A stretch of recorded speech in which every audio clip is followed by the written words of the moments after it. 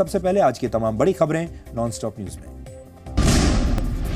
प्रधानमंत्री नरेंद्र मोदी ने आर्थिक आरक्षण बिल को ऐतिहासिक बताया है। महाराष्ट्र के सोलापुर और उत्तर प्रदेश के आगरा में रैली के दौरान पीएम ने कहा कि किसी का हक छीने बगैर सामान्य वर्ग के लोगों को आरक्षण दिया जा रहा है। दलितों से कुछ भी चोरी किए बिना, आदिवासियों के हक को छीने बिना, ओबीसी के हक में से कोई भी कमी किए बिना अतिरिक्त संविधान संशोधन करके मैंने मेरे देश के सवर्णों के, उच्च वर्ण के लोगों को भी गरीब बच्चों की चिंता करने का काम किया। पीएम ने यह भी कहा कि आर्थिक आरक्षण लागू होने के बाद उच्च शिक्षा की सीट में 10% की बढ़ोतरी की जाएगी। जो उच्च शिक्षा की सीटें हैं उसमें 10% की वृद्धि कर दी जाएगी। हम ऐसा कोई काम नहीं करना चाहते जिससे किसी का हक छीना जाए। सुप्रीम कोर्ट में अयोध्या मामले की सुनवाई कल से शुरू होगी। 5 जजों की संवैधानिक बेंच सुबह 10:30 बजे से केस की सुनवाई करेगी। चीफ जस्टिस रंजन गोगोई की अध्यक्षता वाली बेंच में justice Sharad Arvind Bobde, justice NV Ramana, justice Uday Umesh Lalit और जस्टिस DY चंद्रचूड़ होंगे। अयोध्या केस की सुनवाई रोजाना हो सकती है। मैं अपेक्षा करूंगा कि अब सुप्रीम कोर्ट इस मामले की सुनवाई को लगातार करेगा और जल्दी फैसला देगा। केस की सुनवाई से एक दिन पहले बाबरी मस्जिद के पक्षकार हाजी महबूब ने संवैधानिक बेंच में मुस्लिम जज को शामिल नहीं करने पर सवाल उठाए हैं।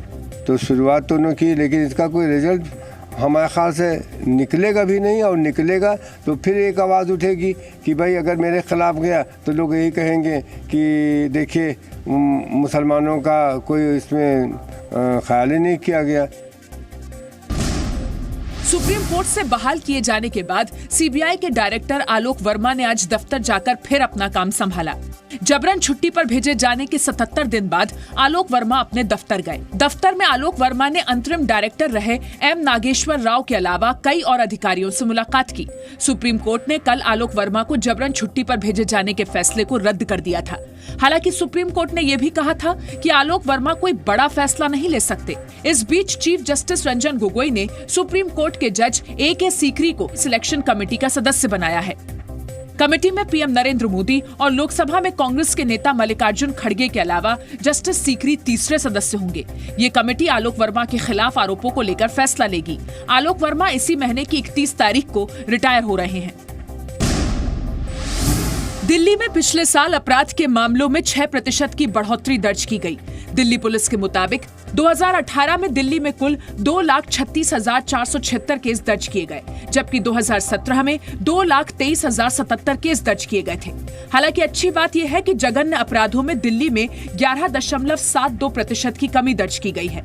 डकैती में 36%, जबकि हत्या की कोशिश में 16% की कमी दर्ज की गई है। रेप के केसेस में करीब 1% की गिरावट दर्ज की गई है। तृणमूल कांग्रेस के सांसद सौमित्र खान आज बीजेपी में शामिल हो गए। दिल्ली में पेट्रोलियम मंत्री धर्मेंद्र प्रधान की मौजूदगी में सौमित्र खान बीजेपी में शामिल हुए। सौमित्र खान पश्चिम बंगाल के बिष्णुपुर से लोकसभा सांसद हैं। बीजेपी में शामिल होने के बाद सौमित्र खान ने आरोप लगाया कि पश्चिम बंगाल में लोकतंत्र नहीं है। मैं नरेंद्र मोदी जी का सबका साथ सबका विकास इसके लिए ज्वाइन किया। पश्चिम बंगाल में गणतंत्र नहीं है। पश्चिम बंगाल में पीसी भाइपों का राज चल रहा है। पश्चिम बंगाल में जो भी होता है पीसी और भाइपों का होता है। सौमित्र खान को तृणमूल कांग्रेस ने पार्टी से निष्कासित कर दिया है। तृणमूल कांग्रेस ने सांसद अनुपम हाजरा को भी निष्कासित करने का फैसला लिया है। अनुपम हाजरा पश्चिम बंगाल के बोलपुर से लोकसभा सांसद हैं। हाल के दिनों में सौमित्र खान और अनुपम हाजरा ने पार्टी नेतृत्व के खिलाफ बयान दिए थे।